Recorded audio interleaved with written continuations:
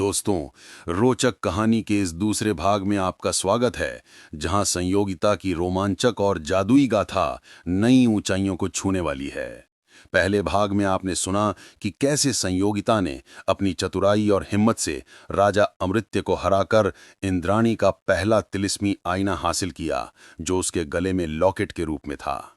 उसने डेबीना और उसके बाबा को कैद से आजाद कराया और साधु बाबा की मदद से उसने आईने को भगवान कृष्ण, शिव, गणेश और ब्रह्मा की मूर्तियों की शक्ति से सुरक्षित किया।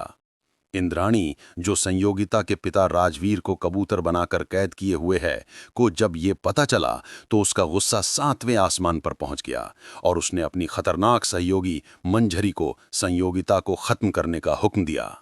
संयोगिता अपने पिता को आजाद करने और मां को पत्थर के श्राप से मुक्त करने की जिद लिए व्यास नदी पार कर रहस्यमयी जंगल में पहुंची, जहां एक बोलने वाले पेड़ ने उससे 3 सवाल पूछे और सही जवाब देने पर उसे जंगल के असली तिलिस्मी हिस्से में प्रवेश मिला।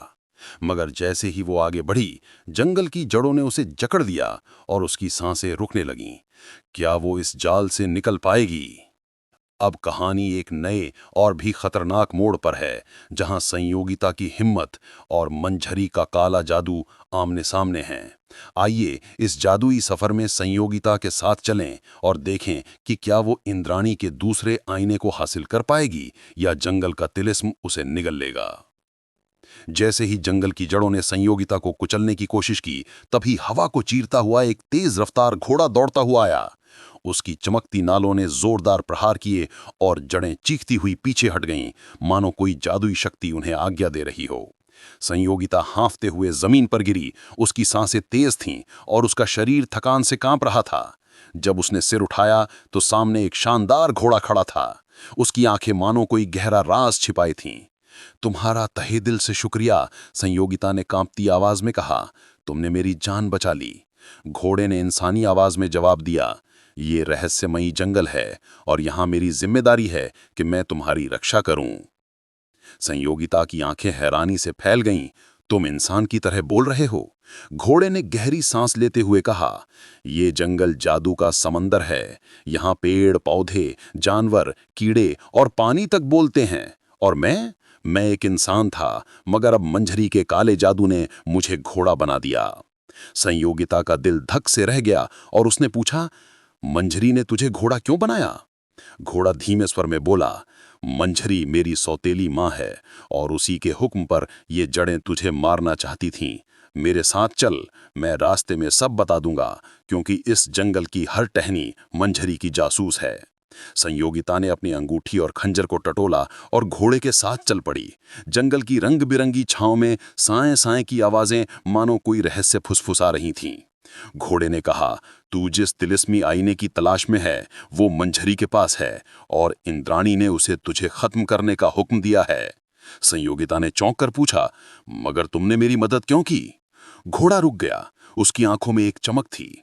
कहावत सुनी है ना, दुश्मन का दुश्मन दोस्त होता है। तू मेरी मदद कर सकती है और मैं तेरी। संयोगिता भी ठहर गई। उसका मन सवालों से भरा था। मैं तुम्हारी कैसे मदद करूंगी और मंझरी ने तुझे घोड़ा क्यों बनाया? संयोगिता की आंखें आश्चर्य और जिज्ञासा से चमक रही थीं, जब घोड़े ने, जो कभी एक नौजवान था, अपनी इंसानी आवाज में जंगल की गहराइयों में छिपी एक दर्द भरी कहानी को उकेरा, मानो हर शब्द जंगल की रंग बिरंगी पत्तियों में उलझा हो। उसने गहरी सांस लेते हुए कहा, ये रहस्यमयी जंगल मेरे बापू भीमदेव का साम्राज्य था, जो शत्रुओं की हर चाल को भांपकर इसकी रक्षा करते थे, जैसे कोई शेर अपने क्षेत्र की रखवाली करता हो। हमारा कबीला सुख और समृद्धि की गोद में पलता था और मैं तब एक नन्हा बालक था, जब बापू एक दिन मंझरी को लेकर आए। मंझरी ने बापू से विवाह किया और मुझे अपने बेटे सा प्यार दिया, जैसे कोई माँ अपने लाल को सीने से लगाती है। मुझे उसमें माँ की ममता दिखी और उसके साथ आई उसकी बेटी कंचन, जो मेरी हम उम्र थी, मेरी सबसे प्यारी दोस्त बन गई। हम जंगल की पगडंडियों पर साथ साथ दौड़ते, हंसते और सपने बुनते। घोड़े की आवाज में पुरानी यादों की मिठास थी, मगर उसमें कहीं दर्द भी छिपा था। समय के साथ हम यौवन की दहलीज पर पहुंचे और कंचन के साथ मेरा प्यार जंगल के फूलों सा खिल उठा। मगर एक दिन बापू की अचानक मृत्यु ने कबीले को हिला कर रख दिया। कबीले वाले सोच में पड़ गए कि अब जंगल और कबीले की बागडोर कौन संभाले। मैं तब नादान था, इतनी बड़ी जिम्मेदारी के लिए तैयार नहीं था, और मंझली ने मां की तरह आगे बढ़कर कबीले का भार अपने कंधों पर ले लिया। मैं और कंचन जंगल की छांव में एक दूसरे के प्यार में डूबे रहते। मैं उसके साथ विवाह के सपने देखने लगा और वो बार बार कहती, मां से हमारी बात करो। आखिरकार मैंने हिम्मत जुटाई और कबीले के रीति रिवाजों के साथ हमारा विवाह हुआ। विवाह के साथ ही कंचन को मेरे कुल की जादुई शक्तियां हासिल हो गईं, जैसे कोई तारा आकाश में और चमक उठे। मगर एक आधी रात एक रहस्यमयी घूंघट घूंघट की आवाज ने मेरी नींद उड़ा दी। मैं तंबू से बाहर निकला। चारों ओर सन्नाटा था, सिवाय कुल देवता के मंदिर के पास जलती एक मशाल की जो रात को भेद रही थी। मैं लौटने को था, तभी वही भयानक आवाज फिर गूंजी, जैसे कोई काला जादू हवा में तैर रहा हो। मैं उस आवाज की दिशा में बढ़ा और देखा कि मंझरी के तंबू से हल्की सी नीली रोशनी रिस रही थी और वही घूंघट घूंघट की आवाज उसी ओर से आ रही थी। संयोगिता के कदम उस रहस्यमयी जंगल की पगडंडी पर ठिठक गए जब घोड़े की कहानी एक भयानक रहस्य की ओर मुड़ी। उसने कांपती आवाज में बताया, मैं मंझरी के तंबू के दरवाजे पर रुक गया और उसकी बातें सुनकर मेरा खून खौल उठा। वो किसी से कह रही थी, बहुत वक्त लगा उसे खत्म करने में। भीमदेव को मारकर मैं इस रहस्यमयी जंगल की रानी बन गई हूं। अब इंद्राणी, ये जंगल मेरा है। मैं गुस्से में तंबू में घुसा, मगर जो देखा उसने मेरे पैर जड़ कर दिए।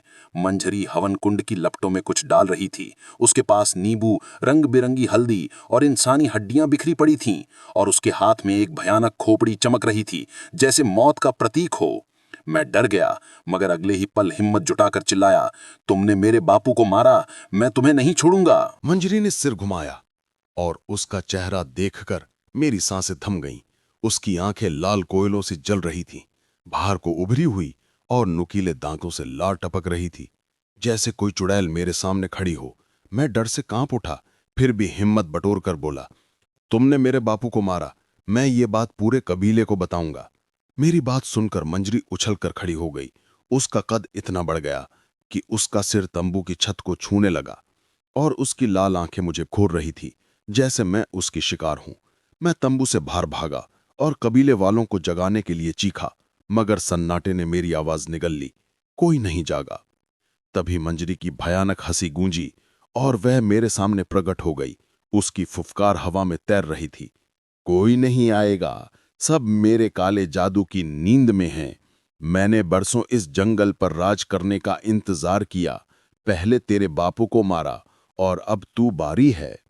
मैंने गुस्से में चिल्लाया, तुम मुझे नहीं मार सकती, मेरी उम्र अभी पूरी नहीं हुई। मेरी आवाज जंगल की साए साए में गूंजी, जैसे मेरी हिम्मत मंजरी के तिलिस्म को चुनौती दे रही हो, और हवा में एक नई जंग की आहट थी, मानो ये रहस्य अभी और गहरा होने वाला था। मैं तुझे समय पूरा होने पर ही मारूंगी और अभी तुझे घोड़ा बनाकर कैद कर लूंगी। उसके बाद तेरे ही कबीले के लोग तुझे रोज यातनाएं देंगे। फिर मंजरी ने एक मोम का पुतला बनाया और मेरा इंसानी रूप पुतले में डालकर मुझे घोड़ा बना दिया। सुबह होने पर मैंने सारी बातें कबीले के लोगों को बताईं। मैं घोड़ा बन चुका था और मैं मनुष्य की आवाज में बात कर रहा था। मेरी बात पर किसी ने भी यकीन नहीं किया। तभी मंजरी ने कहा, यह हमारा कोई शत्रु है, ये रहस्यमयी जंगल को हथियाना चाहता है। इसी ने मेरे बेटे शंभू को मारा है और अब उसकी जगह लेना चाहता है। सबने मंजरी की बात पर यकीन कर लिया और मुझे कैद करके यातनाएं देने लगे। मैं रोज सबकी मार खाता। मेरे विरहा में कंचन मुरझा गई। वो मुझे याद करके मेरे पास आकर मुझे बहुत कोसती। मैंने कंचन को बहुत समझाया कि मैं ही शंभू हूं, लेकिन उसने मेरी किसी बात पर यकीन नहीं किया। कबीले में कुछ लोग ऐसे थे जो मंजरी के असली रूप को जानते थे, लेकिन उसके डर से चुप थे। एक दिन उन लोगों की मदद से मैं यहां से भागने में कामयाब हुआ। मेरी याद में कंचन रोज उस जगह पर जा बैठती थी जहां हम जाया करते थे। एक दिन मैंने कंचन को मंजरी के बारे में सारी बातें बताई, लेकिन उसने मेरा यकीन नहीं किया और वहां से चली गई। मैं घोड़ा बना जंगल में भटकने लगा। दिन ऐसे ही बीत रहे थे कि एक दिन कंचन मुझे ढूंढती मेरे पास आकर मेरे गले लगकर रोने लगी। उसने कहा, मुझे पता चल चुका है कि तुम ही मेरे शंभू हो और मैंने अपनी मां के असली रूप को भी देख लिया है। मैं तुम्हें तुम्हारे असली रूप में कैसे लाऊं, मुझे बताओ शंभू। मैंने कंचन से उस मोम के पुतले को ढूंढने को कहा। क्योंकि उसी में मेरा इंसानी रूप कैद था। कंचन ने पुतले को ढूंढने की बहुत कोशिश की, लेकिन वो नाकाम रही। शंभू सारी बात संयोगिता को बताकर चुप हो गया। मंजरी चुड़ैल तुम्हें मार क्यों ना सकी, और तुम्हें मेरे बारे में कैसे पता चला कि मंजरी मुझे मारना चाहती है? संयोगिता ने सारी बात सुनकर शंभू से पूछा। संयोगिता की नजरें उस घोड़े पर टिकी थीं, जिसकी इंसानी आवाज में छिपा दर्द जंगल की साए साए में गूंज रहा था, और उसकी कहानी ने हवा में एक भयानक रहस्य की परछाई बिखेर दी। शंभू ने कांपते स्वर में बताया। मंजरी ने फुफकारते हुए कहा, मैं तुझे समय पूरा होने पर ही मारूंगी, मगर अभी तुझे घोड़ा बनाकर कैद कर लूंगी, और तेरा ही कबीला तुझे यातनाएं देगा। फिर उसने मोम का एक पुतला बनाया, मेरा इंसानी आत्मा उसमें कैद कर दी, और मैं एक घोड़े के रूप में जकड़ गया। सुबह जब मैंने कबीले वालों को सच्चाई बतानी चाही, मेरी इंसानी आवाज उनके कानों तक पहुंची, मगर मंजरी ने चालाकी से चिल्लाया, ये कोई शत्रु है जिसने मेरे बेटे शंभू को मारा और अब जंघा लेना चाहता है। उसकी बात सुनकर कबीले को भड़का दिया, और मेरे अपने ही लोग मेरे खिलाफ हो गए। मुझे बांधकर रोज यातनाएं दी जाने लगीं। हर मार मेरे शरीर को तोड़ती, और मेरे दिल को कंचन का विरह। कंचन, मेरा प्यार मेरे इस हाल को देखकर मुरझा गई। वो मुझे कोसती, मगर मेरी सच्चाई पर यकीन नहीं करती थी। मैंने उसे बार बार समझाया कि मैं ही तेरा शंभू हूं, मगर उसका दिल टूट चुका था। कबीले में कुछ लोग मंजरी के असली रूप को जानते थे, मगर डर के मारे चुप थे। एक दिन उन लोगों की मदद से मैं यहां से भागने में कामयाब हुआ। मेरी याद में कंचन रोज उस जगह पर जा बैठती थी जहां हम जाया करते थे। एक दिन मैंने कंचन को मंजरी के बारे में सारी बातें बताई, मगर उसने मेरा यकीन नहीं किया और वहां से चली गई। मैं घोड़ा बना जंगल में भटकने लगा। दिन ऐसे ही बीत रहे थे कि एक दिन कंचन मुझे ढूंढती मेरे पास आकर मेरे गले लगकर फूट फूट कर रोने लगी। उसने कहा, मुझे पता चल चुका है कि तुम ही मेरे शंभू हो, और मैंने अपनी माँ के असली चेहरे को भी देख लिया है। मैं तुम्हें तुम्हारे असली रूप में कैसे लाऊं, मुझे बताओ शंभू। मैंने कंचन से उस मोम के पुतले को ढूंढने को कहा, क्योंकि उसी में मेरा इंसानी रूप कैद था। कंचन ने पुतले को ढूंढने की बहुत कोशिश की, लेकिन वो नाकाम रही। शंभू सारी बात संयोगिता को बताकर चुप हो गया। मंजरी चुड़ैल तुम्हें मार क्यों ना सकी, और तुम्हें मेरे बारे में कैसे पता चला कि मंजरी मुझे मारना चाहती है? संयोगिता ने सारी बात सुनकर शंभू से पूछा। संयोगिता की नजरें उस घोड़े पर टिकी थीं, जिसकी इंसानी आवाज में छिपा दर्द जंगल की साए साए में गूंज रहा था, और उसकी कहानी ने हवा में एक भयानक रहस्य की परछाई बिखेर दी। शंभू ने कांपते स्वर में बताया। मंजरी ने फुफकारते हुए कहा, मैं तुझे समय पूरा होने पर ही मारूंगी, मगर अभी तुझे घोड़ा बनाकर कैद कर लूंगी, और तेरा ही कबीला तुझे यातनाएं देगा। फिर उसने मोम का एक पुतला बनाया, मेरी इंसानी आत्मा उसमें कैद कर दी, और मैं एक घोड़े के रूप में जकड़ गया। सुबह जब मैंने कबीले वालों को सच्चाई बतानी चाही, मेरी इंसानी आवाज उनके कानों तक पहुंची, मगर मंजरी ने चालाकी से चिल्लाया, ये कोई शत्रु है जिसने मेरे बेटे शंभू को मारा और अब जंघा लेना चाहता है। उसकी बात सुनकर कबीले को भड़का दिया, और मेरे अपने ही लोग मेरे खिलाफ हो गए। मुझे बांधकर रोज यातनाएं दी जाने लगीं। हर मार मेरे शरीर को तोड़ती, और मेरे दिल को कंचन का विरह। कंचन, मेरा प्यार मेरे इस हाल को देखकर मुरझा गई। वह मुझे कोसती, मगर मेरी सच्चाई पर यकीन नहीं करती थी। मैंने उसे बार बार समझाया कि मैं ही तेरा शंभू हूं, मगर उसका दिल टूट चुका था। कबीले में कुछ लोग मंजरी के असली रूप को जानते थे, मगर डर के मारे चुप थे। एक दिन उन लोगों की मदद से मैं यहां से भागने में कामयाब हुआ। मेरी याद में कंचन रोज उस जगह पर जा बैठती थी जहां हम जाया करते थे। एक दिन मैंने कंचन को मंजरी के बारे में सारी बातें बताईं, मगर उसने मेरा यकीन नहीं किया और वहां से चली गई। मैं घोड़ा बना जंगल में भटकने लगा। दिन ऐसे ही बीत रहे थे कि एक दिन कंचन मुझे ढूंढती मेरे पास आकर मेरे गले लगकर रोने लगी। उसने कहा, मुझे पता चल चुका है कि तुम ही मेरे शंभू हो, और मैंने अपनी माँ के असली रूप को भी देख लिया है। मैं तुम्हें तुम्हारे असली रूप में कैसे लाऊं, मुझे बताओ शंभू। मैंने कंचन से उस मोम के पुतले को ढूंढने को कहा, क्योंकि उसी में मेरा इंसानी रूप कैद था। कंचन ने पुतले को ढूंढने की बहुत कोशिश की, लेकिन वो नाकाम रही। शंभू सारी बात संयोगिता को बताकर चुप हो गया। मंजरी चुड़ैल तुम्हें मार क्यों ना सकी, और तुम्हें मेरे बारे में कैसे पता चला कि मंजरी मुझे मारना चाहती है? संयोगिता ने सारी बात सुनकर शंभू से पूछा। संयोगिता की नजरें उस घोड़े पर टिकी थीं, जिसकी इंसानी आवाज में छिपा दर्द जंगल की साए साए में गूंज रहा था और उसकी कहानी ने हवा में एक भयानक रहस्य की परछाई बिखेर दी। शंभू ने कांपते स्वर में बताया, हमारे कबीले को एक प्राचीन वरदान है, 1000 साल की आयु पूरा होने तक मृत्यु हमारा कुछ नहीं बिगाड़ सकती। और तेरे बारे में मुझे कंचन ने बताया, जो मंजरी की हर चाल पर नजर रखे हुए है। उसकी बातें अभी हवा में तैर ही रही थीं कि दोनों एक अंधेरी गुफा के मुहाने पर पहुंच गए, जहां रात की साए साए और जंगल की फुसफुसाहटें मानो कोई भयानक साजिश बुन रही थीं। संयोगिता ने उस गुफा में रात बिताई, मगर सुबह होते ही जब वे आगे बढ़ने को तैयार थे, एक कोयल तेजी से उड़ते हुए शंभू के कंधे पर आ बैठी और चेतावनी भरे स्वर में बोली, कंचन का संदेश है, कबीले वालों को तुम्हारे यहाँ होने का पता चल गया है, वे तुम्हें बंदी बनाने आ रहे हैं, जल्दी निकलो। कोयल की बात खत्म होते ही वो पंख फड़फड़ाती हुई गायब हो गई। संयोगिता और शंभू ने गुफा छोड़कर जंगल की ओर भागना शुरू किया, मगर उनकी किस्मत ने धोखा दिया। कबीले के योद्धाओं ने उन्हें घेर लिया और बेड़ियों में जकड़कर कबीले में ले आए। वहां मंजरे की लाल आंखें संयोगिता को देखकर चमक उठीं और उसने फुफकारते हुए कहा, तो तू है वो जिसने हमारे जंगल के एक जानवर को गद्दारी सिखाई। उसका इशारा शंभू की ओर था और उसकी आवाज में इंद्रानी का हुक्म गूंज रहा था, संयोगिता को खत्म करना। संयोगिता और शंभू चुप रहे, क्योंकि वो जानते थे कि मंजरी के जादू ने कबीले का दिल जीत लिया है। मंजरी ने क्रूर हंसी के साथ ऐलान किया, इस घोड़े का हिसाब बाद में होगा, पहले इस लड़की को सजा मिलेगी। कल सुबह कुल देवता के सामने इसे मृत्यु दंड दिया जाएगा। दूर खड़ी कंचन ये सब देख रही थी। उसका दिल टूट रहा था, मगर वो बेबस थी। रात के सन्नाटे में जब कबीला नींद में डूबा था, कंचन चुपके से उस अंधेरे बेड़े के पास पहुंची जहां संयोगिता और शंभू कैद थे। शंभू ने कंचन से बेताबी से कहा, सुबह होने से पहले उस मोम के पुतले को ढूंढ ले जिसमें मेरा इंसानी रूप कैद है। अगर मैं अपने असली रूप में आ गया तो कबीला मेरी सच्चाई पर यकीन कर लेगा। उसकी आवाज में आशा की एक हल्की सी किरण थी। संयोगिता और शंभू की आंखों में एक नई आशा की चमक थी जब कंचन ने रात के सन्नाटे में फुसफुसाते हुए कहा, माँ हर रात अपने काले जादू की क्रिया करती है और आज भी वो हवन कुंड के पास तुम्हारा पुतला रखेगी।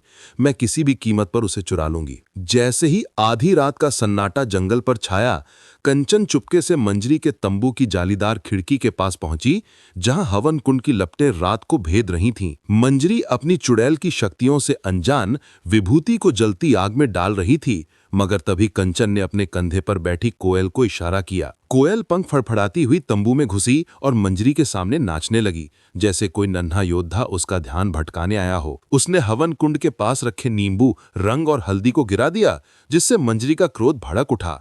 तूने मेरे जादू में विघ्न डाला। मंजरी चीखी और अपनी क्रिया छोड़कर कोयल को भगाने दौड़ी, मगर कोयल नन्हा तूफान बनी।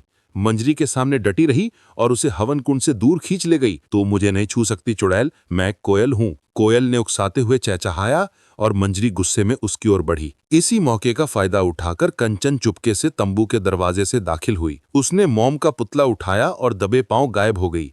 मंजरी को कुछ पता ही न चला, क्योंकि उसकी पीठ दरवाजे की ओर थी। मगर मंजरी का गुस्सा फटा और उसने अपने मुंह से आग की लपटें उगलकर कोयल को राख में बदल दिया। कंचन ने जाते जाते अपनी प्यारी कोयल की राख को देखा और उसका दिल दुख से भर गया, मगर उस नन्ही कोयल ने अपनी जान देकर मिशन पूरा कर दिया था। कंचन पुतले को लिए बेड़ियों में जकड़े शंभू और संयोगिता के पास पहुंची। शंभू के कहने पर उसने पुतले को तोड़ा और उसमें से एक धुएं सी आकृति निकलकर शंभू के घोड़े के शरीर में समा गई। पलक झपकते ही शंभू अपने इंसानी रूप में लौट आया। उसका चेहरा हिम्मत और आशा से चमक रहा था। कंचन और संयोगिता की आंखें खुशी से नम हो गईं और कंचन ने दौड़कर कबीले वालों को जगाना शुरू किया। जंगल की गहराइयों में सन्नाटा टूट चुका था और संयोगिता के दिल में हिम्मत की आग भड़क रही थी जब कंचन की पुकार पर कबीले के लोग बेड़े के पास दौड़े आए। शंभू को कैद में देखकर उन्होंने उसे आजाद कराया। शंभू ने गहरी आवाज में मंजरी की काली सच्चाई उजागर की। उसके विश्वासघात और भीमदेव की हत्या की कहानी ने कबीले में आग लगा दी। हर ओर गुस्से की लहरें उठ रही थीं। लोग चीख रहे थे, ये चुड़ैल है, इसे मार डालो, इसने हमारे सरदार को छीना। तंबू में हवन कुंड की आग के सामने बैठी मंजरी के कानों तक ये शोर पहुंचा और वो अपनी क्रिया छोड़कर बाहर निकली। सामने शंभू को कबीले के लोगों के साथ खड़ा देख उसकी आंखें क्रोध से लाल हो गईं, मगर वो क्रूर हंसी के साथ बोली, तुम में इतनी हिम्मत नहीं कि मेरे तिलिस्म का सामना कर सको। भीड़ में से एक आवाज गूंजी, शंभू, इस चुड़ैल को मार डालो, ये तेरे पिता की कातिल है। मंजरी की हंसी और डरावनी हो गई और पलक झपकते ही वो अपने असली चुड़ैल रूप में प्रकट हुई। उसका कद 3 गुना बढ़ गया, उसकी लाल आंखें कोयलों सी जल रही थीं और लंबे नाखून हवा में चमक रहे थे। कबीले में खलबली मच गई, लोग डर से कांपने लगे, मगर मंजरी की हंसी जंगल को थरथराने लगी। उसने अपने विशाल हाथों से तंबुओं को उखाड़ फेंका और मुंह से आग की लपटें उगलकर कबीले को राख में बदलना शुरू कर दिया। शंभू और संयोगिता भीड़ को चीरते हुए आगे बढ़े। उनके चेहरों पर हिम्मत और गुस्सा था। सुबह का सूरज उगाया और उसकी रोशनी में कबीला जलता हुआ नजर आ रहा था। तभी कंचन ने मंजरी के सामने खड़े होकर चीखकर कहा, मां रुक जाओ, ये तांडव बंद करो। मंजरी ने अपनी बेटी को घूरा, मगर उसका क्रोध कम न हुआ। उसने अपने विशाल पंजों से लोगों को कुचलना शुरू कर दिया।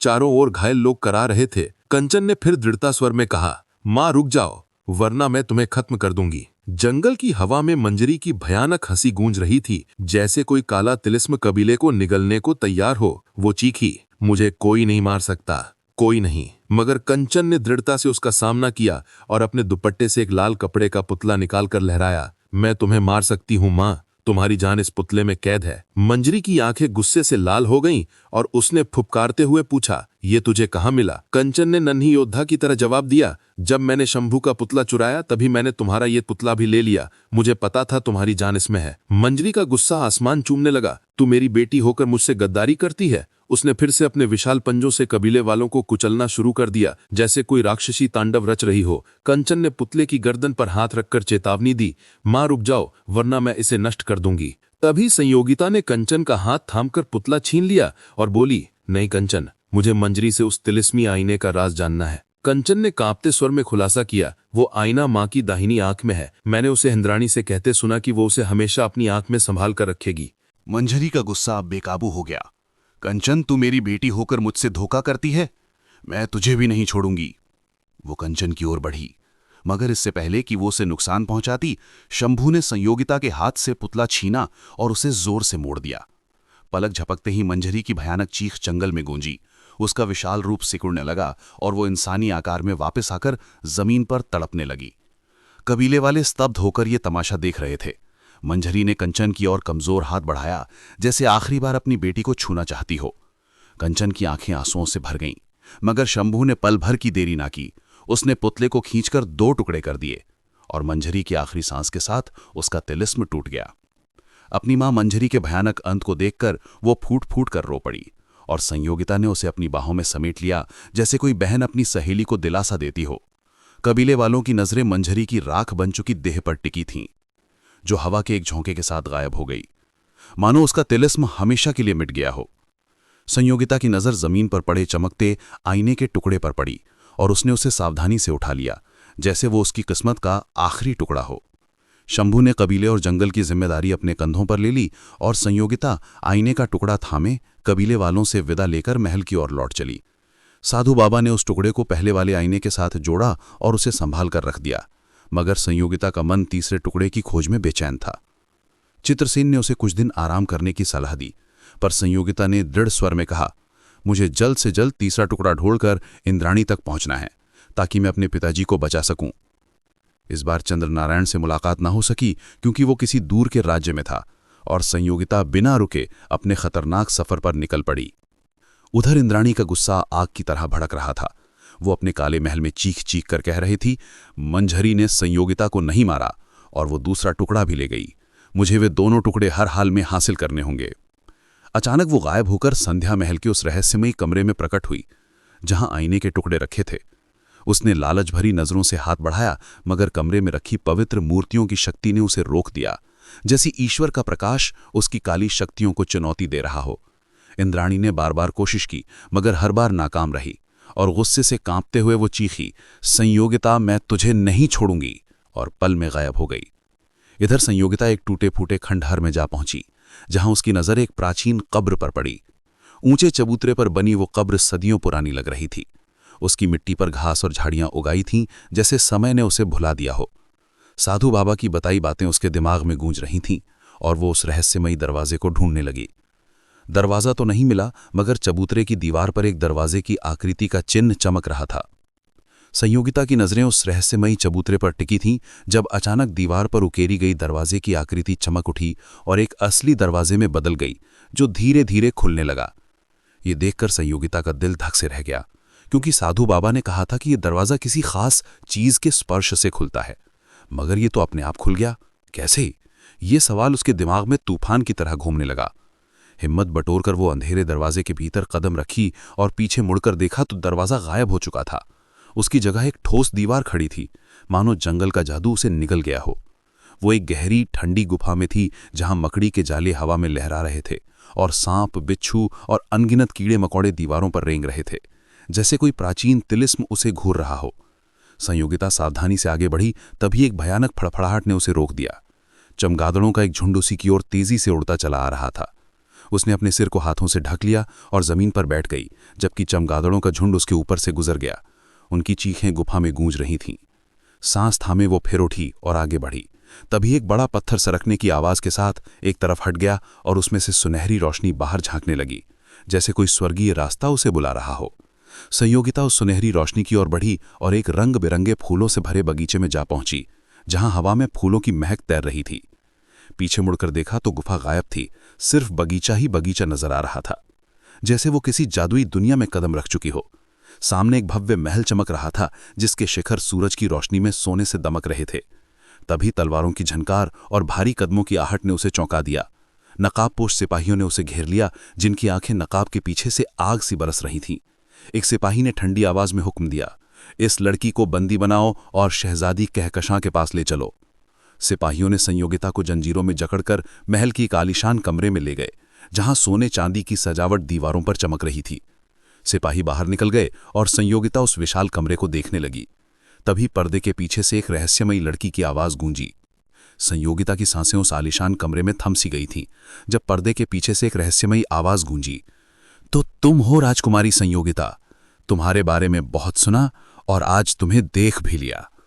संयोगिता ने पर्दों की ओर झांका, मगर सोने चांदी से जड़े उन विशाल और रेशमी पर्दों ने हर राज को छुपा रखा था। आवाज फिर गूंजी, यहां तक बड़े बड़े सूरमा नहीं पहुंच पाते, मगर तुम इतनी आसानी से चली आई। क्या तुम्हें यह हैरान नहीं करता राजकुमारी?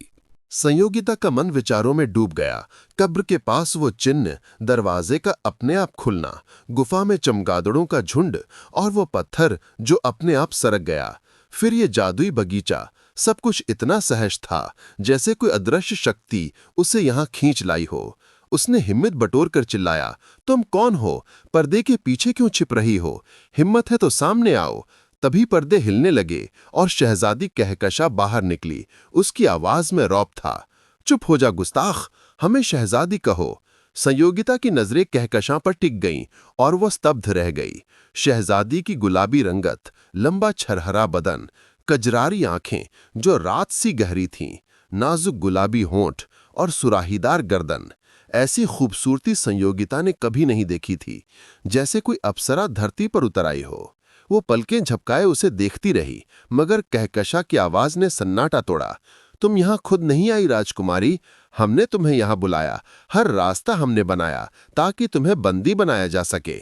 वो संयोगिता के करीब आई, उसकी आंखों में गुस्सा चमक रहा था। जानती हो क्यों? क्योंकि तुमने हमारी मलिका इंद्राणी को क्रोधित किया है। तुमने उनके दोनों तिलिस्मी आईने चुराए। उसकी आवाज में क्रोध और साजिश की आहट थी।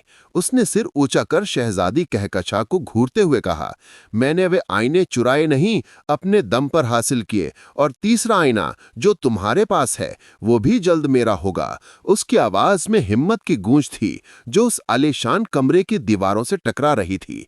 शहजादी की खूबसूरत आंखें क्रोध से चमक उठीं और वो अपने सोने जड़ित तख्त पर शान से बैठते हुए बोली, चुप हो जा गुस्ताख, क्या तुझे दिखाई नहीं देता कि तू हमारी जंजीरों में जकड़ी है, फिर भी तीसरे आईने का सपना देख रही है? हम चाहे तो तुझे अभी खत्म कर सकते हैं, मगर नहीं, हम तुझे जिंदा हमारी मलिका इंद्राणी को सौंपेंगे और वही तेरा हिसाब करेंगी।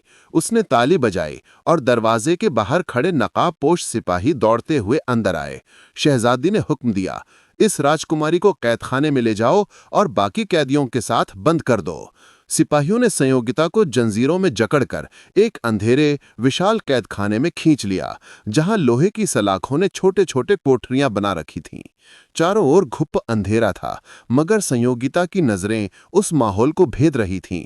उसने देखा सलाखों के पीछे और भी कैदी साए की तरह बैठे थे, जैसे उनकी आत्माएं भी कैद हो चुकी हों। वो दीवार से टेक लगाकर बैठ गई। तभी बगल की कोठरी से एक लड़की की कमजोर मगर रहस्यमय आवाज गूंजी, तुम नई कैदी हो, क्या नाम है तुम्हारा? संयोगिता ने अंधेरे में झांका, मगर उसे सिर्फ उस लड़की की धुंधली आकृति दिखी। उसने जवाब दिया, मेरा नाम संयोगिता है। लड़की की आवाज में एक अजीब सी गहराई थी। तुम खुशकिस्मत हो जो इस कैदखाने में सही सलामत पहुंच गई। संयोगिता ने सलाखों के पास खड़े होकर पूछा, तुम्हारा मतलब क्या है? लड़की ने जवाब दिया, शहजादी ने हम सबकी पहचान छीन ली और हमें यहाँ कैद किया। संयोगिता का दिल धक से रह गया। कैसी पहचान? उसने पूछा। लड़की धीरे से अपनी जगह से उठी और हल्की रोशनी में संयोगिता के सामने आई। उसकी आंखें रहस्य से भरी थीं और वो बोली, देखो मुझे। संयोगिता की सांसें कैदखाने के ठंडे अंधेरे में थम गई थीं जब उसने उस रहस्यमयी लड़की को देखा और सलाखों से पीछे हट गई। उसने सिर घुमाकर बाकी कैदियों को देखा, जो धीरे धीरे हल्की रोशनी में उभर आई थीं। सभी लड़कियां थीं, मगर उनकी सूरत ऐसी भयानक थी कि संयोगिता की नजरें एक बार देखकर ठिठक गईं, जैसे कोई काला जादू उनकी खूबसूरती को निगल गया हो। तुम सब? संयोगिता के मुंह से बस इतना निकला। उसका दिल हैरानी और दहशत से कांप रहा था। उसने सलाखों को थामकर उस लड़की की ओर देखकर पूछा, शहजादी कहकशां ने तुम सबके साथ ऐसा क्यों किया? लड़की ने गहरी सांस ली और अपनी कहानी शुरू की। मेरा नाम शहजादी अंजुमन है। मेरे बाबाजान इस फूलों भरी वादी और इस भव्य महल के बादशाह थे।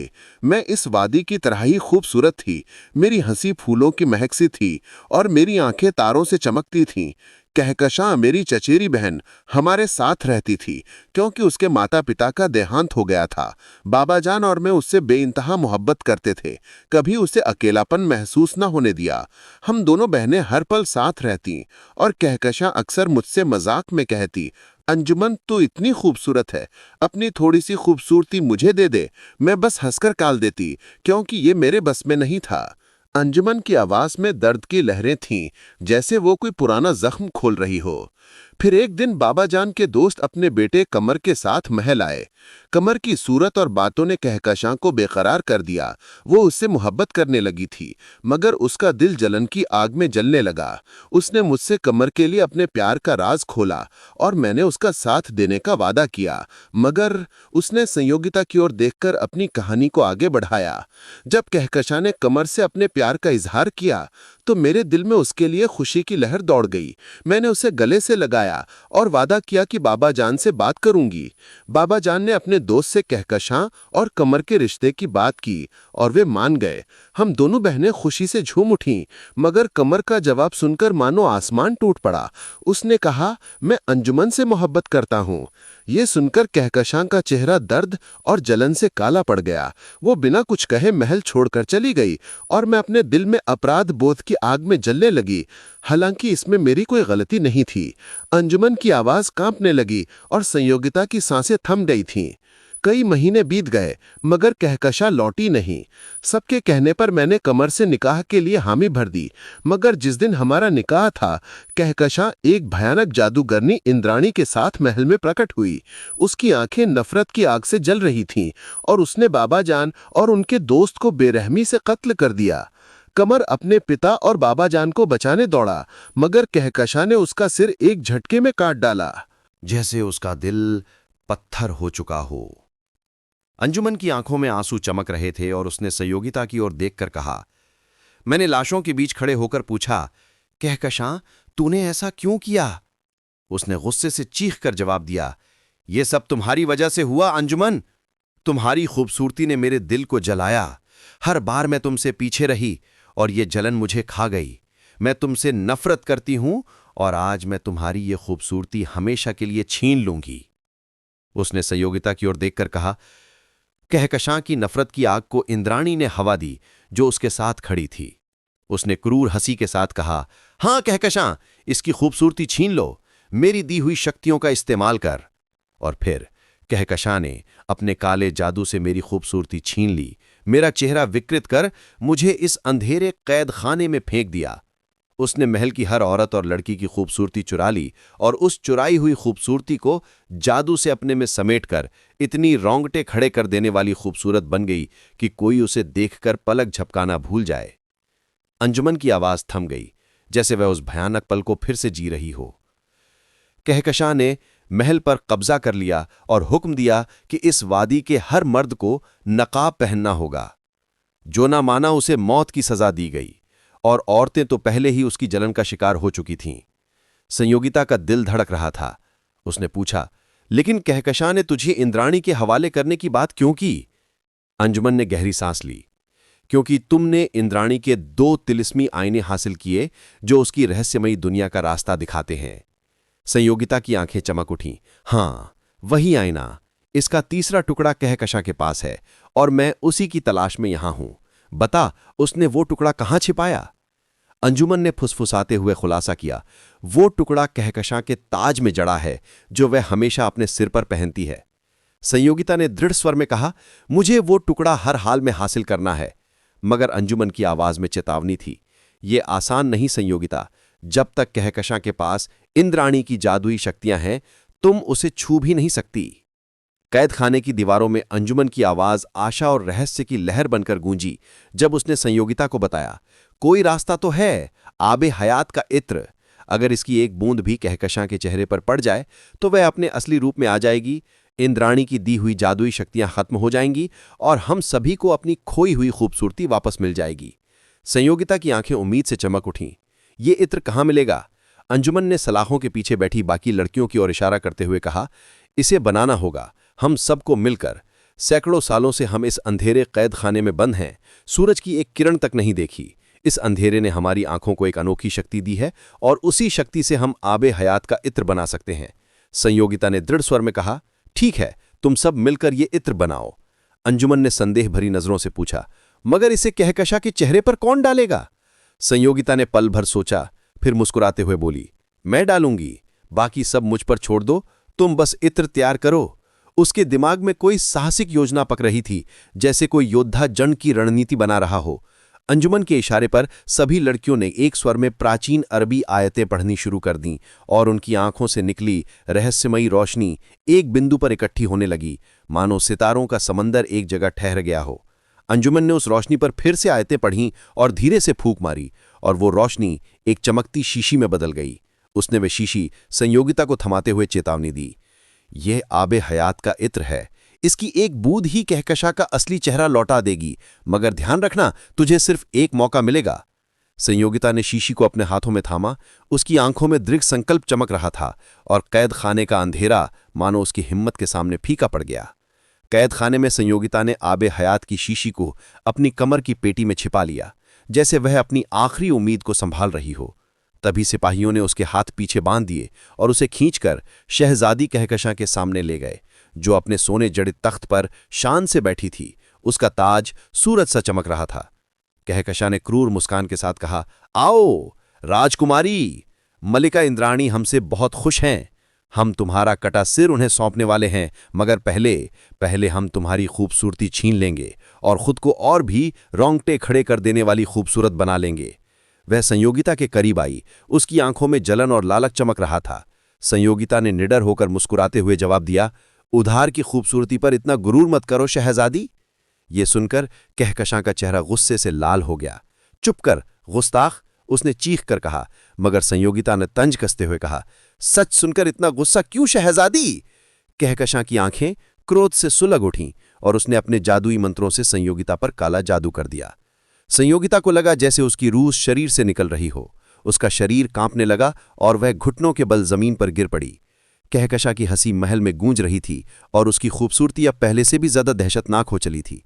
उसने अपने हाथ में एक तिलिस्मी आईना प्रकट किया और उसमें अपनी सूरत निहारने लगी। फिर संयोगिता की ओर मुड़कर बोली, देख राजकुमारी, इस आईने में अपनी नई सूरत। संयोगिता ने आईने में झांका और सन्न रह गई।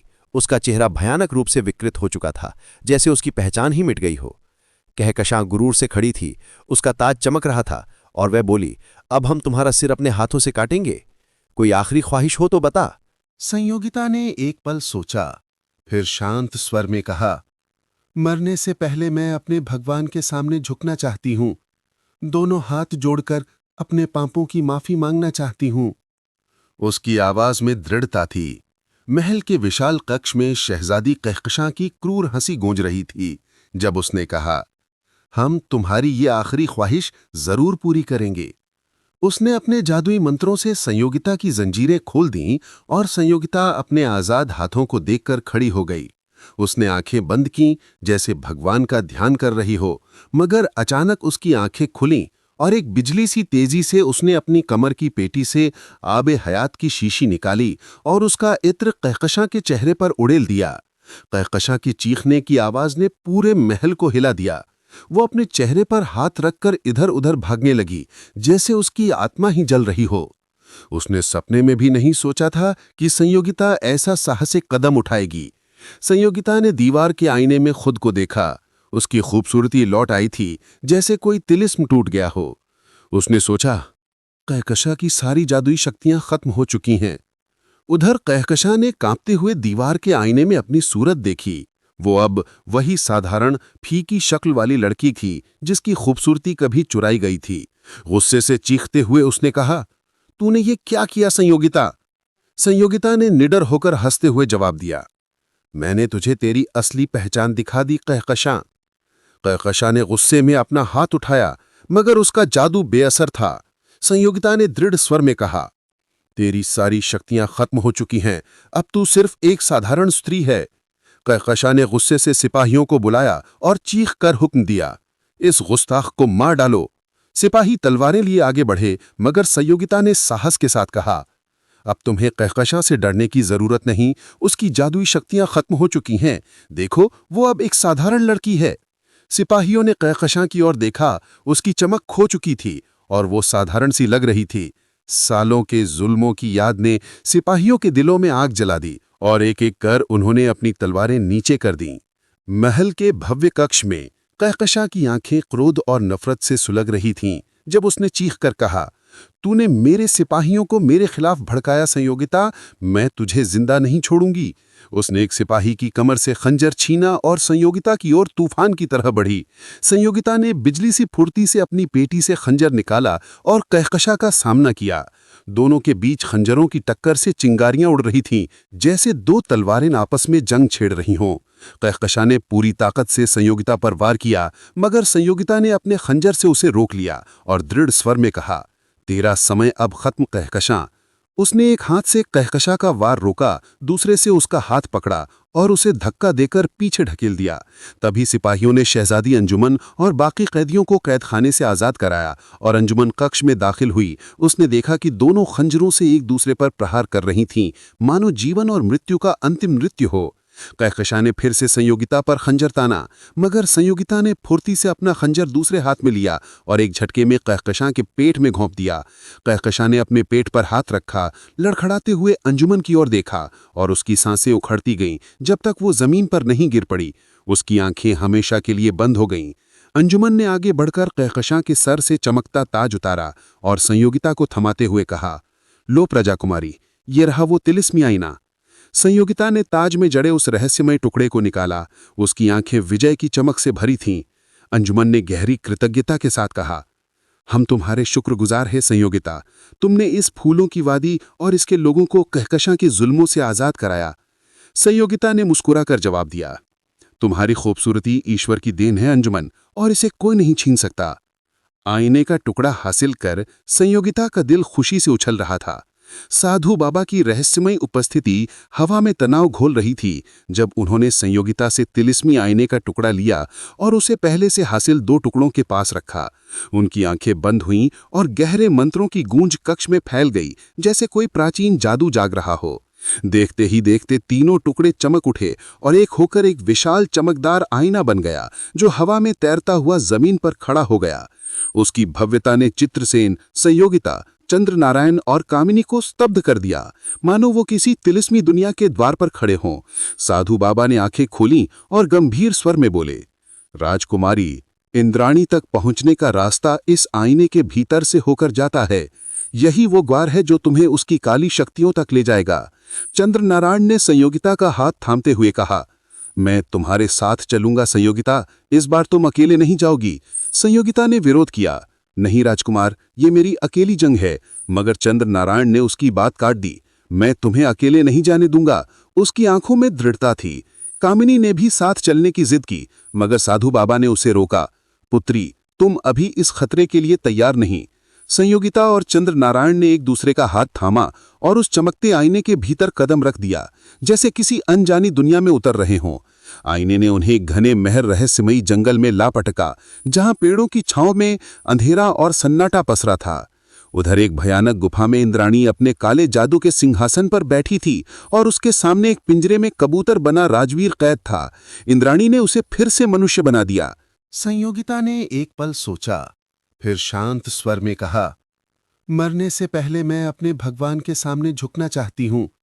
दोनों हाथ जोड़कर अपने पापों की माफी मांगना चाहती हूं। उसकी आवाज में दृढ़ता थी। महल के विशाल कक्ष में शहजादी कहकशां की क्रूर हंसी गूंज रही थी जब उसने कहा, हम तुम्हारी ये आखिरी ख्वाहिश जरूर पूरी करेंगे।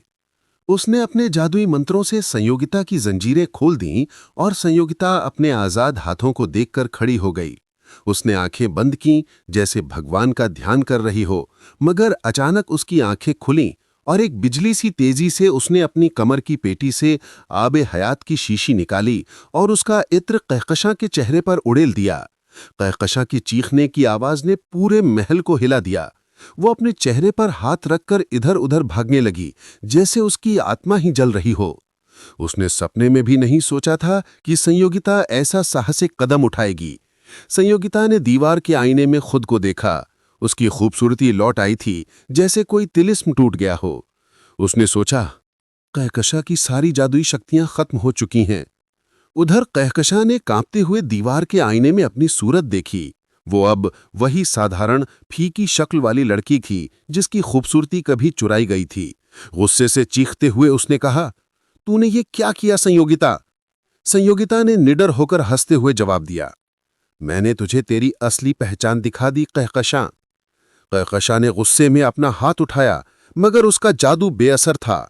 संयोगिता ने दृढ़ स्वर में कहा, तेरी सारी शक्तियां खत्म हो चुकी हैं, अब तू सिर्फ एक साधारण स्त्री है। कहकशां ने गुस्से से सिपाहियों को बुलाया और चीख कर हुक्म दिया, इस गुस्ताख को मार डालो। सिपाही तलवारें लिए आगे बढ़े, मगर संयोगिता ने साहस के साथ कहा, अब तुम्हें कहकशां से डरने की जरूरत नहीं, उसकी जादुई शक्तियां खत्म हो चुकी हैं। देखो, वो अब एक साधारण लड़की है। सिपाहियों ने कहकशां की ओर देखा, उसकी चमक खो चुकी थी और वो साधारण सी लग रही थी। सालों के जुल्मों की याद ने सिपाहियों के दिलों में आग जला दी और एक एक कर उन्होंने अपनी तलवारें नीचे कर दीं। महल के भव्य कक्ष में कहकशां की आंखें क्रोध और नफरत से सुलग रही थीं जब उसने चीख कर कहा, तूने मेरे सिपाहियों को मेरे खिलाफ भड़काया संयोगिता, मैं तुझे जिंदा नहीं छोड़ूंगी। उसने एक सिपाही की कमर से खंजर छीना और संयोगिता की ओर तूफान की तरह बढ़ी। संयोगिता ने बिजली सी फुर्ती से अपनी पेटी से खंजर निकाला और कहकशां का सामना किया। दोनों के बीच खंजरों की टक्कर से चिंगारियां उड़ रही थीं, जैसे दो तलवारें आपस में जंग छेड़ रही हों। कहकशां ने पूरी ताकत से संयोगिता पर वार किया, मगर संयोगिता ने अपने खंजर से उसे रोक लिया और दृढ़ स्वर में कहा, तेरा समय अब खत्म कहकशां। उसने एक हाथ से कहकशां का वार रोका, दूसरे से उसका हाथ पकड़ा और उसे धक्का देकर पीछे ढकेल दिया। तभी सिपाहियों ने शहजादी अंजुमन और बाकी कैदियों को कैदखाने से आजाद कराया और अंजुमन कक्ष में दाखिल हुई। उसने देखा कि दोनों खंजरों से एक दूसरे पर प्रहार कर रही थीं, मानो जीवन और मृत्यु का अंतिम नृत्य हो। कहकशां ने फिर से संयोगिता पर खंजर ताना, मगर संयोगिता ने फुर्ती से अपना खंजर दूसरे हाथ में लिया और एक झटके में कहकशां के पेट में घोंप दिया। कहकशां ने अपने पेट पर हाथ रखा, लड़खड़ाते हुए अंजुमन की ओर देखा और उसकी सांसें उखड़ती गईं जब तक वो जमीन पर नहीं गिर पड़ी। उसकी आंखें हमेशा के लिए बंद हो गईं। अंजुमन ने आगे बढ़कर कहकशां के सर से चमकता ताज उतारा और संयोगिता को थमाते हुए कहा, लो प्रजा कुमारी, ये रहा वो तिलिस्मी आईना। संयोगिता ने ताज में जड़े उस रहस्यमय टुकड़े को निकाला। उसकी आंखें विजय की चमक से भरी थीं। अंजुमन ने गहरी कृतज्ञता के साथ कहा, हम तुम्हारे शुक्रगुजार हैं संयोगिता। तुमने इस फूलों की वादी और इसके लोगों को कहकशां के जुल्मों से आजाद कराया। संयोगिता ने मुस्कुराकर जवाब दिया, तुम्हारी खूबसूरती ईश्वर की देन है अंजुमन, और इसे कोई नहीं छीन सकता। आईने का टुकड़ा हासिल कर संयोगिता का दिल खुशी से उछल रहा था। साधु बाबा की रहस्यमय उपस्थिति हवा में तनाव घोल रही थी जब उन्होंने संयोगिता से तिलिस्मी आईने का टुकड़ा लिया और उसे पहले से हासिल 2 टुकड़ों के पास रखा। उनकी आंखें बंद हुईं और गहरे मंत्रों की गूंज कक्ष में फैल गई, जैसे कोई प्राचीन जादू जाग रहा हो। देखते ही देखते तीनों टुकड़े चमक उठे और एक होकर एक विशाल चमकदार आईना बन गया, जो हवा में तैरता हुआ जमीन पर खड़ा हो गया। उसकी भव्यता ने चित्रसेन, संयोगिता, चंद्र नारायण और कामिनी को स्तब्ध कर दिया, मानो वो किसी तिलिस्मी दुनिया के द्वार पर खड़े हों। साधु बाबा ने आंखें खोलीं और गंभीर स्वर में बोले, राजकुमारी, इंद्राणी तक पहुंचने का रास्ता इस आईने के भीतर से होकर जाता है। यही वो द्वार है जो तुम्हें उसकी काली शक्तियों तक ले जाएगा। चंद्र नारायण ने संयोगिता का हाथ थामते हुए कहा, मैं तुम्हारे साथ चलूंगा संयोगिता, इस बार तुम अकेले नहीं जाओगी। संयोगिता ने विरोध किया, नहीं राजकुमार, ये मेरी अकेली जंग है। मगर चंद्र नारायण ने उसकी बात काट दी, मैं तुम्हें अकेले नहीं जाने दूंगा। उसकी आंखों में दृढ़ता थी। कामिनी ने भी साथ चलने की जिद की, मगर साधु बाबा ने उसे रोका, पुत्री, तुम अभी इस खतरे के लिए तैयार नहीं। संयोगिता और चंद्र नारायण ने एक दूसरे का हाथ थामा और उस चमकते आईने के भीतर कदम रख दिया, जैसे किसी अनजानी दुनिया में उतर रहे हों। आईने ने उन्हें एक घने महर रहस्यमयी जंगल में ला पटका, जहां पेड़ों की छांव में अंधेरा और सन्नाटा पसरा था। उधर एक भयानक गुफा में इंद्राणी अपने काले जादू के सिंहासन पर बैठी थी और उसके सामने एक पिंजरे में कबूतर बना राजवीर कैद था। इंद्राणी ने उसे फिर से मनुष्य बना दिया। राजकुमार, तुम ठीक तो हो ना? मगर चंद्र नारायण ने ठंडी नजरों से इंद्राणी की ओर देखकर पूछा, ये कौन है? उसकी बात सुनकर संयोगिता का दिल जैसे टूट गया। उसने चीख कर कहा, ये तुम क्या कह रहे हो राजकुमार? मैं तुम्हारी संयोगिता हूं। मगर चंद्र नारायण ने उदासीन स्वर में जवाब दिया, मैं तुम्हें नहीं जानता। संयोगिता स्तब्ध रह गई और तभी इंद्राणी की क्रूर हंसी हॉल में गूंज उठी। राजकुमारी, तूने मेरे तिलिस्मी आईने छीने और मैंने तुझसे तेरा राजकुमार छीन लिया। मेरे काले जादू ने उसकी सारी यादें मिटा दी। वो तुझे भूल चुका है और अब मुझसे प्रेम करता है।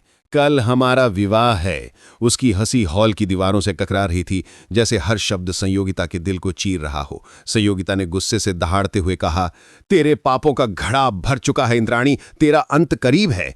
इंद्राणी ने क्रोध में आंखें तरेड़ते हुए जवाब दिया, देखें कल किसका अंत होता है, तेरा या मेरा।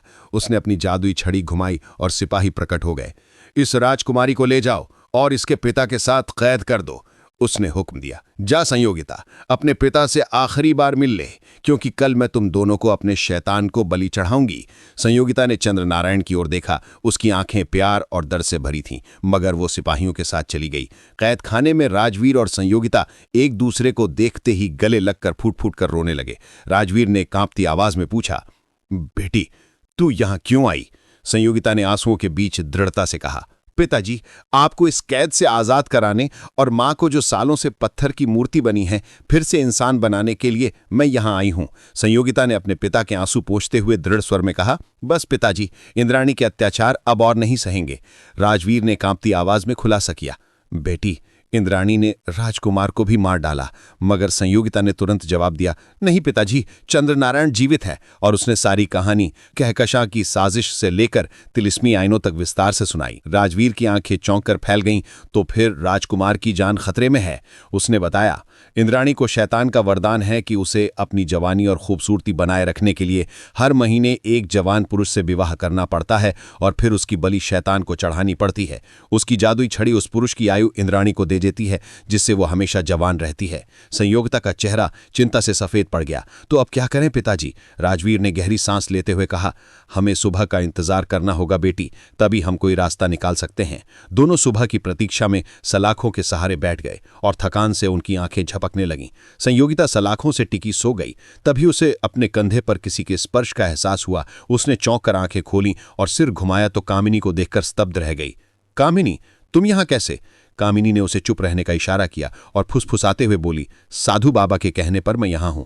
जब तुम और राजकुमार आईने में गए, साधु बाबा ने कहा, कामिनी, अब तुम इन दोनों के पीछे जाओ। इन्हें तुम्हारी मदद चाहिए होगी। मैंने पूछा कि उन्होंने मुझे पहले क्यों रोका, तो उन्होंने खुलासा किया, इंद्राणी की नज़र हम सब पर थी। कामिनी की बातों में रहस्य और उम्मीद की चमक थी। साधु बाबा ने कहा कि इंद्राणी राजकुमार और राजकुमारी को तिलिस्मी आईने से आते देख रही है। उसका सारा ध्यान अब तुम दोनों पर है और वो तुम्हें नुकसान पहुंचाने की साजिश रच रही है। इस महल और यहाँ के लोगों से उसका ध्यान हट चुका है, इसलिए मुझे इस आईने के रास्ते तुम्हारी मदद के लिए भेजा गया है। उसकी आंखों में साहस और रहस्य चमक रहा था। राजवीर ने चिंता से कहा, पुत्री, तुम्हें यहाँ नहीं आना चाहिए था। मगर कामिनी ने मुस्कुराकर जवाब दिया, काकाश्री, अगर मैं आपकी मदद कर सकूं तो ये मेरा सौभाग्य है। संयोगिता ने तुरंत कहा, तो पहले ये पता लगाओ कि इंद्राणी ने मेरी अंगूठी और खंजर कहाँ रखे हैं जो उसने मुझसे छीने थे। कामिनी ने आत्मविश्वास से कहा, मुझे पता है, वे दोनों उस छोटे कमरे में हैं। संयोगिता ने उत्साह से पूछा, क्या तुम उन्हें ला सकती हो? हाँ दीदी, कामिनी ने जवाब दिया। और राजवीर ने सावधानी से कहा, संभल कर जाना पुत्री। इंद्राणी का महल विशाल और भयावह था, मगर अजीब बात थी कि वहां एक भी सिपाही नहीं था। इंद्राणी का काला जादू ही उसकी रखवाली के लिए काफी था। फिर भी कामिनी छाया की तरह छिपती छिपाती उस रहस्यमयी कमरे तक पहुंची, जहां एक छोटी मेज पर खंजर और अंगूठी चमक रहे थे। उसने जल्दी से उन्हें उठाया और कैद खाने लौट आई। संयोगिता ने उन्हें अपनी पेटी में छिपा लिया और तभी कामिनी ने अपनी कमर से एक तलवार निकाली। दीदी, ये तलवार साधु बाबा ने दी है। इसे उन्होंने तंत्र मंत्र और सिद्धियों से तैयार किया है। राजवीर ने सतर्कता से कहा, पुत्री, ये तलवार तुम अपने पास रखो। अगर इंद्राणी ने इसे हमारे पास देख लिया तो उसे शक हो सकता है। सही समय पर तुम इसे हमें दे देना। राजवीर की फुसफुसाहट गूंज रही थी। ठीक है कामिनी, सुनो, तुम्हें एक काम करना है और सही समय पर करना है। मैं तुम्हें सब समझाता हूं। उसने सावधानी से अपनी योजना बताई और संयोगिता की नजरें हर शब्द को ध्यान से सोख रही थीं, जैसे वो इंद्राणी के तिलिस्म को तोड़ने की आखिरी चाल तैयार कर रही हो। इधर इंद्राणी की गुफा में, जहां जलती मशालों की रोशनी में भयानक उल्लुओं के पुतले दीवारों पर साए डाल रहे थे, एक विशाल उल्लू का पुतला बीच में खड़ा था, जिसकी आंखें मानो जीवित होकर सब कुछ देख रही थीं।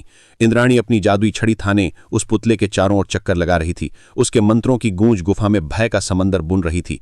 उसने पुतले की ओर देखकर चीखकर कहा, हे शैतान मेरे स्वामी, आज मैं तुझे एक ही वंश के 2 लोगों के रक्त से नहलाऊंगी। इस बलि को स्वीकार कर। उसकी नजर राजवीर और संयोगिता पर पड़ी, जो जादुई बेड़ियों में जकड़े थे, और वो हंसी, पहले तुम दोनों मेरे और राजकुमार के विवाह का तमाशा देखोगे। कामिनी एक बड़े पत्थर के पीछे छुपी सब देख रही थी। उसका दिल साहस और डर से धड़क रहा था। बस राजवीर के संकेत का इंतजार था। राजकुमार, तुम ठीक तो हो ना? मगर चंद्र नारायण ने ठंडी नजरों से इंद्राणी की ओर देखकर पूछा, ये कौन है? उसकी बात सुनकर संयोगिता का दिल जैसे टूट गया। उसने चीखकर कहा, ये तुम क्या कह रहे हो राजकुमार? मैं तुम्हारी संयोगिता हूं। मगर चंद्र नारायण ने उदासीन स्वर में जवाब दिया, मैं तुम्हें नहीं जानता। संयोगिता स्तब्ध रह गई और तभी इंद्राणी की क्रूर हंसी हॉल में गूंज उठी। राजकुमारी, तूने मेरे तिलिस्मी आईने छीने और मैंने तुझसे तेरा राजकुमार छीन लिया। मेरे काले जादू ने उसकी सारी यादें मिटा दी। वो तुझे भूल चुका है और अब मुझसे प्रेम करता है। कल हमारा विवाह है। उसकी हंसी हॉल की दीवारों से टकरा रही थी, जैसे हर शब्द संयोगिता के दिल को चीर रहा हो। संयोगिता ने गुस्से से दहाड़ते हुए कहा, तेरे पापों का घड़ा भर चुका है इंद्राणी, तेरा अंत करीब है। इंद्राणी ने क्रोध में आंखें तरेड़ते हुए जवाब दिया, देखें कल किसका अंत होता है, तेरा या मेरा। उसने अपनी जादुई छड़ी घुमाई और सिपाही प्रकट हो गए। इस राजकुमारी को ले जाओ और इसके पिता के साथ कैद कर दो। उसने हुक्म दिया, जा संयोगिता, अपने पिता से आखिरी बार मिल ले, क्योंकि कल मैं तुम दोनों को अपने शैतान को बलि चढ़ाऊंगी। संयोगिता ने चंद्र नारायण की ओर देखा। उसकी आंखें प्यार और डर से भरी थीं, मगर वो सिपाहियों के साथ चली गई। कैद खाने में राजवीर और संयोगिता एक दूसरे को देखते ही गले लगकर फूट फूट कर रोने लगे। राजवीर ने कांपती आवाज में पूछा, बेटी, तू यहां क्यों आई? संयोगिता ने आंसुओं के बीच दृढ़ता से कहा, पिताजी, आपको इस कैद से आजाद कराने और मां को जो सालों से पत्थर की मूर्ति बनी है फिर से इंसान बनाने के लिए मैं यहां आई हूं। संयोगिता ने अपने पिता के आंसू पोंछते हुए दृढ़ स्वर में कहा, बस पिताजी, इंद्राणी के अत्याचार अब और नहीं सहेंगे। राजवीर ने कांपती आवाज में खुलासा किया, बेटी, इंद्राणी ने राजकुमार को भी मार डाला। मगर संयोगिता ने तुरंत जवाब दिया, नहीं पिताजी, चंद्र नारायण जीवित है। और उसने सारी कहानी कहकशां की साजिश से लेकर तिलिस्मी आइनों तक विस्तार से सुनाई। राजवीर की आंखें चौंक कर फैल गईं, तो फिर राजकुमार की जान खतरे में है। उसने बताया, इंद्राणी को शैतान का वरदान है कि उसे अपनी जवानी और खूबसूरती बनाए रखने के लिए हर महीने एक जवान पुरुष से विवाह करना पड़ता है और फिर उसकी बलि शैतान को चढ़ानी पड़ती है। उसकी जादुई छड़ी उस पुरुष की आयु इंद्राणी को दे देती है, जिससे वो हमेशा जवान रहती है। संयोगिता का चेहरा चिंता से सफेद पड़ गया। तो अब क्या करें पिताजी? राजवीर ने गहरी सांस लेते हुए कहा। हमें सुबह का इंतजार करना होगा बेटी, तभी हम कोई रास्ता निकाल सकते हैं। दोनों सुबह की प्रतीक्षा में सलाखों के सहारे बैठ गए और थकान से उनकी आंखें झपकने लगीं। संयोगिता सलाखों से टिकी सो गई। तभी उसे अपने कंधे पर किसी के स्पर्श का एहसास हुआ। उसने चौंक कर आंखें खोलीं और सिर घुमाया तो कामिनी को देखकर स्तब्ध रह गई। कामिनी, तुम यहां कैसे? कामिनी ने उसे चुप रहने का इशारा किया और फुसफुसाते हुए बोली, साधु बाबा के कहने पर मैं यहां हूं। जब तुम और राजकुमार आईने में गए, साधु बाबा ने कहा, कामिनी अब तुम इन दोनों के पीछे जाओ, इन्हें तुम्हारी मदद चाहिए होगी। मैंने पूछा कि उन्होंने मुझे पहले क्यों रोका, तो उन्होंने खुलासा किया, इंद्राणी की नजर हम सब पर थी। कामिनी की बातों में रहस्य और उम्मीद की चमक थी। साधु बाबा ने कहा कि इंद्राणी राजकुमार और राजकुमारी को तिलिस्मी आईने से आते देख रही है। उसका सारा ध्यान अब तुम दोनों पर है और वो तुम्हें नुकसान पहुंचाने की साजिश रच रही है। इस महल और यहाँ के लोगों से उसका ध्यान हट चुका है, इसलिए मुझे इस आईने के रास्ते तुम्हारी मदद के लिए भेजा गया है। उसकी आंखों में साहस और रहस्य चमक रहा था।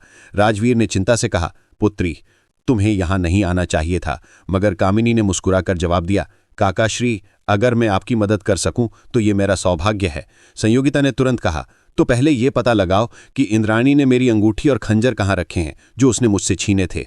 कामिनी ने आत्मविश्वास से कहा, मुझे पता है, वे दोनों उस छोटे कमरे में हैं। संयोगिता ने उत्साह से पूछा, क्या तुम उन्हें ला सकती हो? हाँ दीदी, कामिनी ने जवाब दिया। और राजवीर ने सावधानी से कहा, संभल कर जाना पुत्री। इंद्राणी का महल विशाल और भयावह था, मगर अजीब बात थी कि वहां एक भी सिपाही नहीं था। इंद्राणी का काला जादू ही उसकी रखवाली के लिए काफी था। फिर भी कामिनी छाया की तरह छिपती छिपाती उस रहस्यमयी कमरे तक पहुंची, जहां एक छोटी मेज पर खंजर और अंगूठी चमक रहे थे। उसने जल्दी से उन्हें उठाया और कैद खाने लौट आई। संयोगिता ने उन्हें अपनी पेटी में छिपा लिया और तभी कामिनी ने अपनी कमर से एक तलवार निकाली। दीदी, ये तलवार साधु बाबा ने दी है। इसे उन्होंने तंत्र मंत्र और सिद्धियों से तैयार किया है। राजवीर ने सतर्कता से कहा, पुत्री ये तलवार तुम अपने पास रखो। अगर इंद्राणी ने इसे हमारे पास देख लिया तो उसे शक हो सकता है। सही समय पर तुम इसे हमें दे देना। राजवीर की फुसफुसाहट गूंज रही थी। ठीक है कामिनी, सुनो, तुम्हें एक काम करना है और सही समय पर करना है। मैं तुम्हें सब समझाता हूं। उसने सावधानी से अपनी योजना बताई और संयोगिता की नजरें हर शब्द को ध्यान से सोख रही थीं, जैसे वो इंद्राणी के तिलिस्म को तोड़ने की आखिरी चाल तैयार कर रही हो। इधर इंद्राणी की गुफा में, जहां जलती मशालों की रोशनी में भयानक उल्लुओं के पुतले दीवारों पर साए डाल रहे थे, एक विशाल उल्लू का पुतला बीच में खड़ा था, जिसकी आंखें मानो जीवित होकर सब कुछ देख रही थीं। इंद्राणी अपनी जादुई छड़ी थाने उस पुतले के चारों ओर चक्कर लगा रही थी। उसके मंत्रों की गूंज गुफा में भय का समंदर बुन रही थी। उसने पुतले की ओर देखकर चीखकर कहा, हे शैतान मेरे स्वामी, आज मैं तुझे एक ही वंश के 2 लोगों के रक्त से नहलाऊंगी। इस बलि को स्वीकार कर। उसकी नजर राजवीर और संयोगिता पर पड़ी, जो जादुई बेड़ियों में जकड़े थे, और वो हंसी, पहले तुम दोनों मेरे और राजकुमार के विवाह का तमाशा देखोगे। कामिनी एक बड़े पत्थर के पीछे छुपी सब देख रही थी। उसका दिल साहस और डर से धड़क रहा था। बस राजवीर के संकेत का इंतजार था।